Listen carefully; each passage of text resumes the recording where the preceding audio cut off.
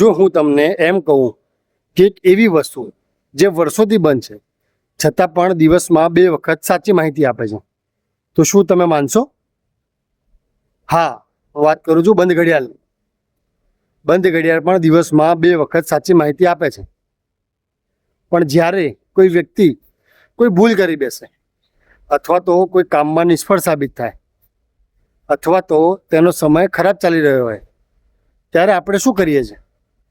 આપણે સહજતાથી કહી દઈએ છીએ, તારાથી હવે કંઈ નહીં થાય. જેવી રીતે બંધ ઘડિયાળ પણ દિવસમાં 2 વખત સાચી માહિતી આપે છે, એવી જ રીતે એ વ્યક્તિ પણ જ્યારે એનો યોગ્ય સમય આવે છે ત્યારે આપણને સાચી યોગ્યતા બતાવે છે. ક્યારેય પણ કોઈ પણ વ્યક્તિને એની આજની પરિસ્થિતિથી નહીં, પરંતુ આવનારી સંભાવનાથી ઓળખી. કારણ કે સમય તક દરેકને આપે છે.